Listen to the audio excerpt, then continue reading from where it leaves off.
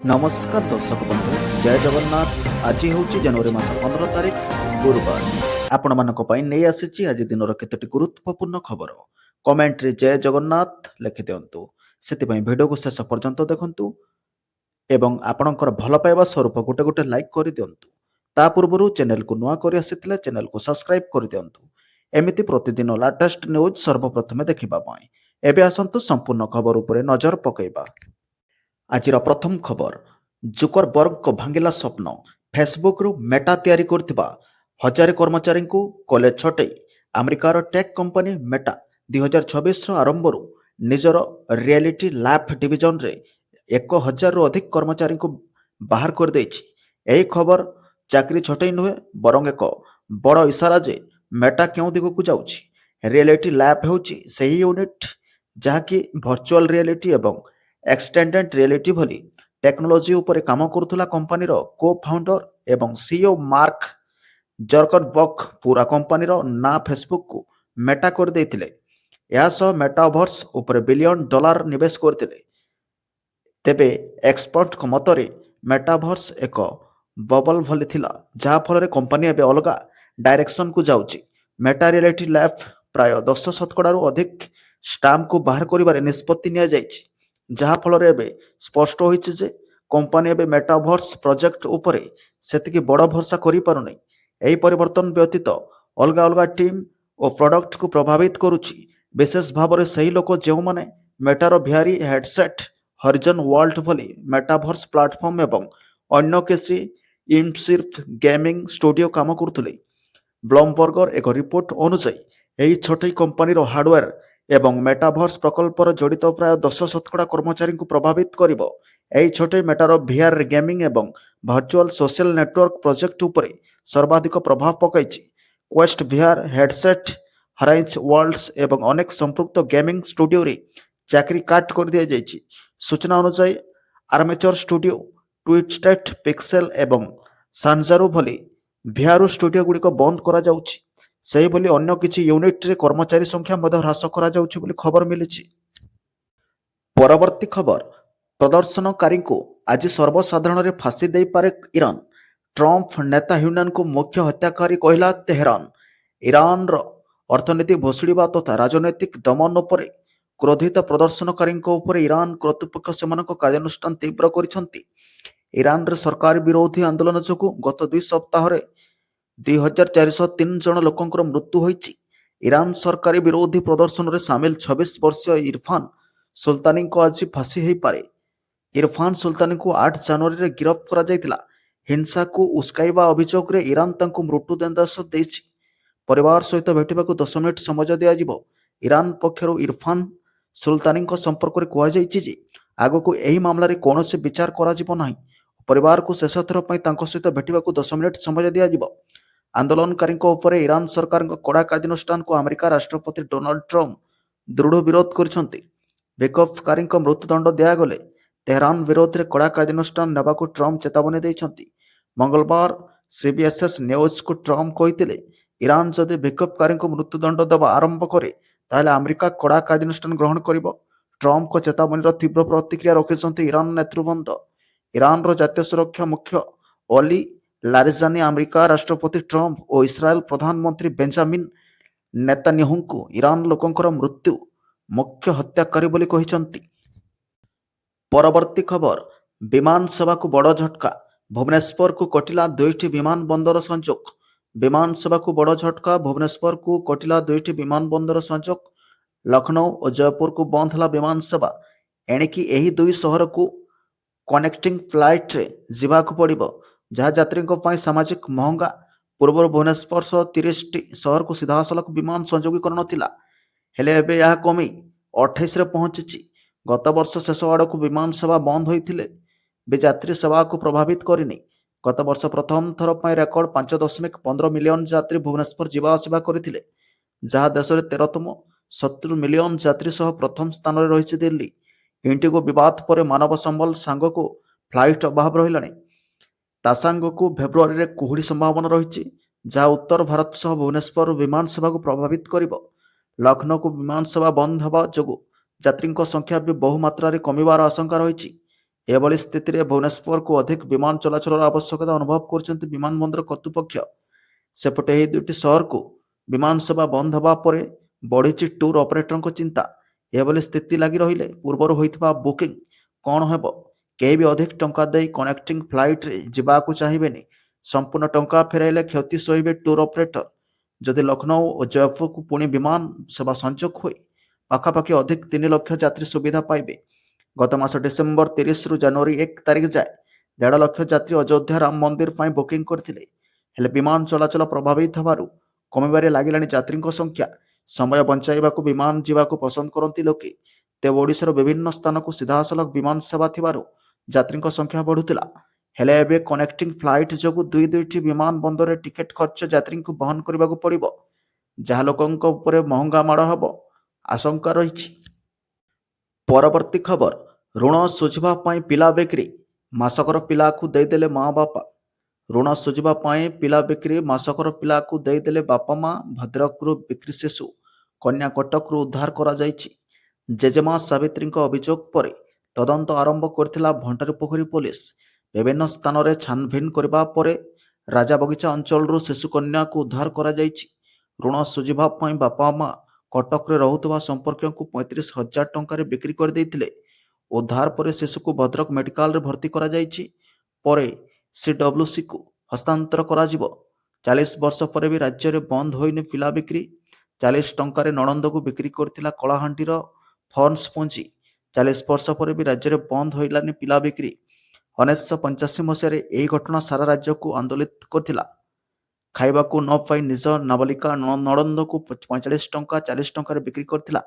ତେବେ 35,000 ଟଙ୍କାରେ ନିଜର ଜନ୍ମକଳା ଝିଅକୁ ପଛାଇ ନାହାନ୍ତି ବାପା ମା। ସୋମବାର ସକାଳୁ ସାବିତ୍ରୀଙ୍କ ପୁଅ ବୋହୂ ଶିଶୁ କନ୍ୟାକୁ ଚିକିତ୍ସା ପାଇଁ ନେଉଥିବା କହି ଘରକୁ ଯାଇଥିଲେ। ରାତିରେ 2 ଜଣ ଫେରିଥିଲେ ମଧ୍ୟ ଶିଶୁ କନ୍ୟା ନଥିଲା। ସାବିତ୍ରୀ ନାତୁଣୀ ସମ୍ପର୍କରେ ପଚାରିବାକୁ ଗାଲିଗୁଲଜ କରିବା ସହ ମାଡ଼ ମାରିବାକୁ ଧମକ ଦେଇଥିଲେ। ଘଟଣା ନେଇ ଉଦ୍ବେଗ ପ୍ରକାଶ କରିଛନ୍ତି ରାଜ୍ୟ ଶିଶୁ ସୁରକ୍ଷା ଆୟୋଗ ଅଧ୍ୟକ୍ଷା। ଭଦ୍ରକ ଯାଇ ବାପା ମାଆକୁ ଭେଟି ଆଲୋଚନା କରିବା ବୋଲି କହିଛନ୍ତି। ଏଠି ପ୍ରଶ୍ନ ଉଠୁଛି, ଆଉ କେତେ ଦିନ ଗରିବୀ ଯନ୍ତ୍ରଣା? କେବେ ବନ୍ଦ ହେବ ରାଜ୍ୟର ପିଲା ବିକ୍ରି? ପରବର୍ତ୍ତୀ ଖବର, ତୁରନ୍ତ ଇରାନ ଛାଡ଼ି ଦିଅନ୍ତୁ, ଖରାପ ପରିସ୍ଥିତି ଭିତରେ ନାଗରିକଙ୍କୁ ଭାରତ ସରକାରଙ୍କ ପରାମର୍ଶ।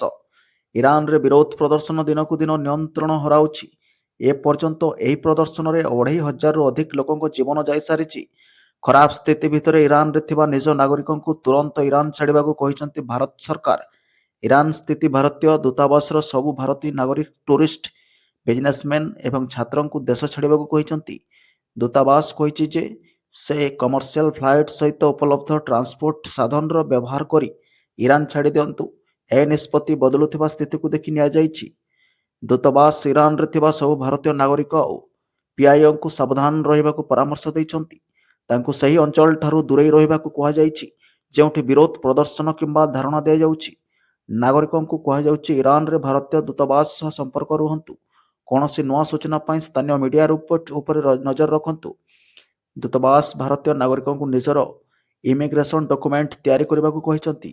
ଆଡଭାଇଜରୀରେ କୁହାଯାଇଛି ଯେ ଇରାନର ସବୁ ଭାରତୀୟ ନାଗରିକଙ୍କୁ ଅନୁରୋଧ ସେମାନେ ନିଜର ଯାତ୍ରା ଓ ଇମିଗ୍ରେସନ ଡକୁମେଣ୍ଟ ଯେଉଁଥିରେ ପାସପୋର୍ଟ ଓ ଆଇଡି ରହିଛି ଏସବୁକୁ ନିଜ ପାଖରେ ରଖନ୍ତୁ।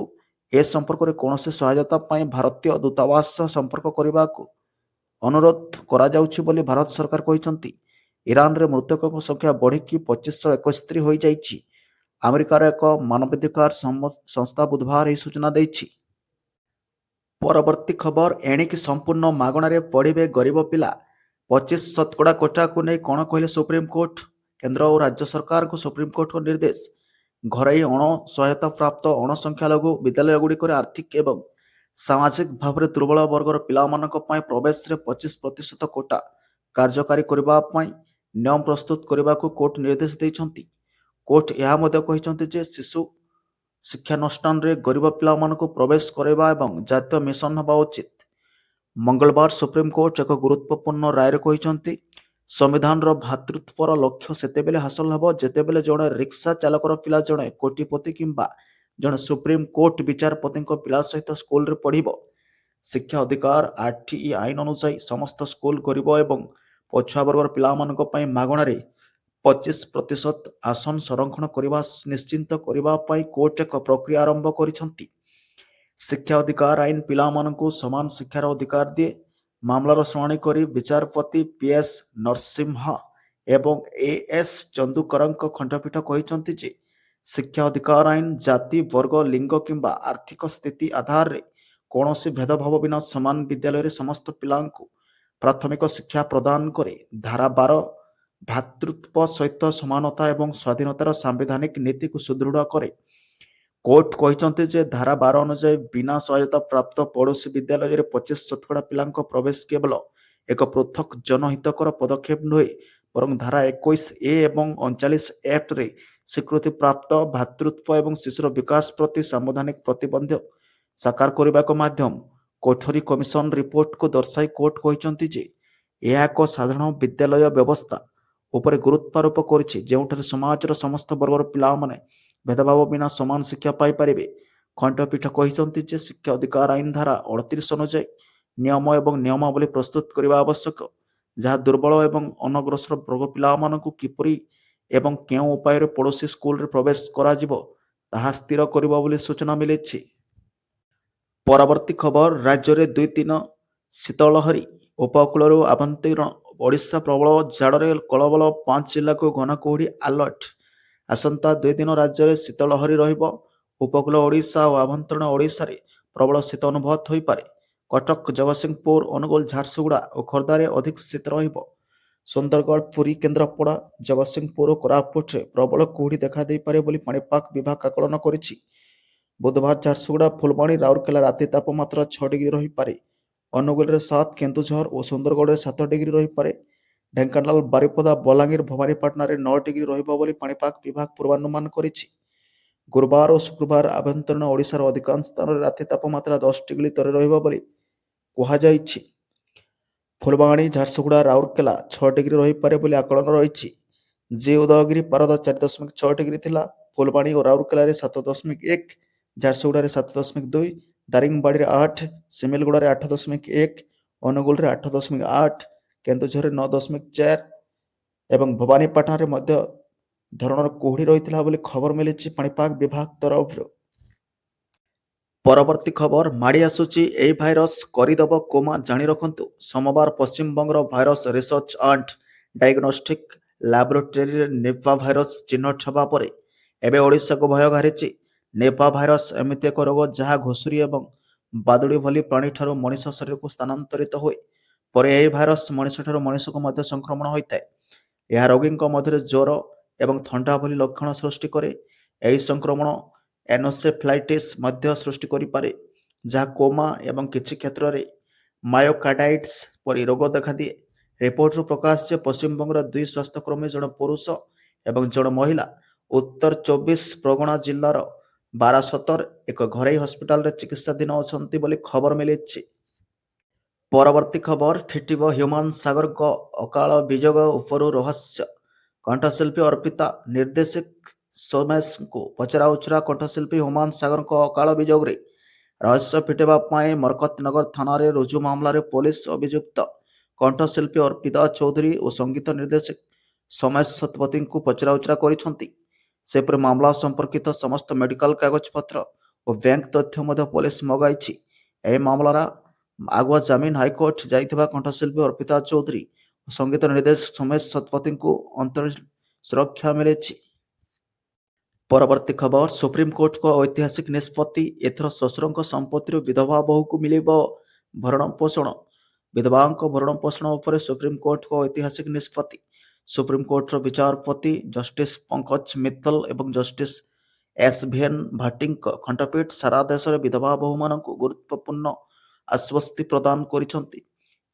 2 ଜଣିଆ ଖଣ୍ଡପୀଠ ରାୟ ଦେଇଛନ୍ତି ଯେ ପୁଅର ମୃତ୍ୟୁ ପରେ ଶ୍ୱଶୁର ତାଙ୍କ ସମ୍ପତ୍ତିରୁ ବିଧବା ବୋହୂଙ୍କୁ ଭରଣପୋଷଣ ଯୋଗାଇବାକୁ ପଡ଼ିବ। ମନସ୍ମୃତିକୁ ଉଦ୍ଧୃତ କରି ଏହି ରାୟ ଦିଆଯାଇଛି। ଖଣ୍ଡପୀଠ ରାୟ ଶୁଣାଇବାକୁ ସମୟରେ କହିଛନ୍ତି ଯେ ମନସ୍ମୃତିରେ କୁହାଯାଇଛି ଯେ ଜଣେ କେବେ ବି ନିଜ ମା, ବାପା, ପୁଅ କିମ୍ବା ଝିଅକୁ ପରିତ୍ୟାଗ କରିବା ଉଚିତ ନୁହେଁ। ପୁଅକୁ ବିବାହ କରୁଥିବା ବୋହୂ ମଧ୍ୟ ଝିଅର ସମାନ, ତେଣୁ ତାଙ୍କୁ କିପରି ପରିତ୍ୟାଗ କରାଯାଇପାରିବ? ତାଙ୍କ ସ୍ୱାମୀଙ୍କ ପିତାମାତା ଭାବରେ ଶ୍ୱଶୁର ଘର ଲୋକେ ତାଙ୍କ ସମ୍ମାନ ଏବଂ ଭରଣପୋଷଣ ପାଇଁ ଦାୟୀ। ତେଣୁ ହିନ୍ଦୁ ଗ୍ରହଣ ଏବଂ ଭରଣପୋଷଣ ଆଇନ 1956 ଅନୁଯାୟୀ ଜଣେ ବିଧବା ବୋହୂଙ୍କୁ ଭରଣପୋଷଣ ଯୋଗାଇବାର ଶ୍ୱଶୁର ଘର ଲୋକଙ୍କର ଅଧିକାର ଅଛି ବୋଲି ସେ କହିଛନ୍ତି। ପରବର୍ତ୍ତୀ ଖବର, ସବୁ ସରକାରୀ ଅଫିସରେ ଓଡ଼ିଆ ଭାଷାରେ ଚାଲିବ ସରକାରୀ କାର୍ଯ୍ୟ, ଓଡ଼ିଆରେ ଚାଲିବ ଶାସନ। ପୁଣି ଚିଠି ଲେଖିଲେ ସରକାର, ବିଜେଡି କହିଲା ଭାଷା ଚିଠି ଏକ ପ୍ରହେଳିକା। ମିଛ ଅସ୍ମିତାକୁ ଟାର୍ଗେଟ କଲା କଂଗ୍ରେସ। ଓଡ଼ିଆରେ ହେବ ଶାସନ। ବାରମ୍ବାର ରାଜ୍ୟ ସରକାର ଚିଠି ମାଧ୍ୟମରେ ନିର୍ଦ୍ଦେଶନାମା ଜାରି କରୁଛନ୍ତି, ହେଲେ ଫଳ ଶୂନ। ସମସ୍ତ ବ୍ଲକ ଜିଲ୍ଲା ସ୍ତରରୁ ଆରମ୍ଭ କରି ରାଜ୍ୟ ସ୍ତର ପର୍ଯ୍ୟନ୍ତ ଏଣିକି ଓଡ଼ିଆ ଭାଷାରେ ସରକାରୀ କାର୍ଯ୍ୟ ସମ୍ପାଦନ କରାଯିବ। ସରକାରୀ କାର୍ଯ୍ୟାଳୟରୁ ପ୍ରକାଶ ପାଉଥିବା ସମସ୍ତ ନୋଟିସ୍, ବିଜ୍ଞପ୍ତି ପତ୍ର ବିନିମୟ ଇତ୍ୟାଦି ଓଡ଼ିଆ ଭାଷାରେ ହେବ। ଯେଉଁ ଅଧିକାରୀ ଏହାର ଖିଲାଫ କରିବେ ତାଙ୍କୁ ଏ ବିଷୟରେ ତାଗିଦ କରାଯିବ। ଆବଶ୍ୟକ କାରଣ ଦର୍ଶାଅ ନୋଟିସ୍ ଜାରି କରାଯିବ। ଏନେଇ ରାଜ୍ୟର ସମସ୍ତ ବିଭାଗ, ସମସ୍ତ ବିଭାଗୀୟ ମୁଖ୍ୟ ଦପ୍ତର, ସମସ୍ତ ଜିଲ୍ଲାପାଳଙ୍କୁ ସାଧାରଣ ପ୍ରଶାସନ ଓ ସାଧାରଣ ଅଭିଯୋଗ ବିଭାଗରେ ସ୍ୱତନ୍ତ୍ର ଶାସନ ସଚିବଙ୍କ ଚିଠିରେ ନିର୍ଦ୍ଦେଶ ଦେଇଛନ୍ତି। ପରବର୍ତ୍ତୀ ଖବର, ନୂତନ ବର୍ଷ ଆରମ୍ଭ ହୋଇଛି ଏବଂ ଚାଷ ଜମିରୁ ଗାଁ ପର୍ଯ୍ୟନ୍ତ ପ୍ରଧାନମନ୍ତ୍ରୀ କିଷାନ ଯୋଜନାର ପରବର୍ତ୍ତୀ କିସ୍ତି କେବେ ଆସିବ ତାହା ହିଁ ଆଲୋଚନାର ବିଷୟ। ଯେଉଁ ଚାଷୀମାନେ ପ୍ରତି 4 ମାସରେ ସେମାନଙ୍କ ଆକାଉଣ୍ଟରେ 2000 ପାଉଛନ୍ତି, ସେମାନଙ୍କ ପାଇଁ ଏହି ରାଶି ଅତ୍ୟନ୍ତ ଗୁରୁତ୍ୱପୂର୍ଣ୍ଣ। ଏହି ଟଙ୍କା ସାର ଠାରୁ ବିହନ ପର୍ଯ୍ୟନ୍ତ ସମସ୍ତ ଛୋଟ ଏବଂ ବଡ଼ ଚାଷ ଖର୍ଚ୍ଚକୁ କଭର କରେ। ତେଣୁ ଯେତେବେଳେ କିସ୍ତି ବିଳମ୍ବ ହୁଏ ଚିନ୍ତା ବଢ଼ିଯାଏ। ଏଥର ପୁଣି ଲକ୍ଷ ଲକ୍ଷ ଚାଷୀ 22ତମ କିସ୍ତି ପାଇଁ ଅପେକ୍ଷା କରିଛନ୍ତି ଏବଂ 2000 କିସ୍ତି ଅଟକି ଯିବାର ଭୟ ମଧ୍ୟ ରହିଛି। ପ୍ରଧାନମନ୍ତ୍ରୀ କିଷାନ ଯୋଜନାର 22ତମ କିସ୍ତି କେବେ ଆସିବ ତାହାକୁ ନେଇ ସମସ୍ତେ ଜଗି ରହିଛନ୍ତି। ପ୍ରଧାନମନ୍ତ୍ରୀ କିଷାନ ଯୋଜନାରେ 22ତମ କିସ୍ତି କେବେ ଆସିବ, ସମସ୍ତଙ୍କର ଗୋଟେ ମନରେ ଗୋଟେ ଆଶା ଏବଂ ଭରସା। ଏଥର ପ୍ରଧାନମନ୍ତ୍ରୀ କିଷାନ ଯୋଜନାର ଏକ ବଡ଼ ପରିବର୍ତ୍ତନ କରାଯାଇଛି। କେବଳ ଇକେୱାଇସି ପୂରଣ କରିବା ଆଉ ଯଥେଷ୍ଟ ନୁହେଁ, କାରଣ ସ୍ପଷ୍ଟ କରିଛନ୍ତି ଯେ ଯେଉଁ ଚାଷୀ ପାଖରେ ଏକ ସ୍ୱତନ୍ତ୍ର ଚାଷୀ ପରିଚୟ ପତ୍ର ନାହିଁ, ସେମାନଙ୍କର ପରବର୍ତ୍ତୀ କିସ୍ତି ସ୍ଥଗିତ ରଖାଯାଇପାରେ। ଚାଷୀ ପରିଚୟ ପତ୍ରକୁ ଚାଷୀଙ୍କ ଡିଜିଟାଲ ପରିଚୟ ଭାବରେ ବିବେଚନା କରାଯାଏ।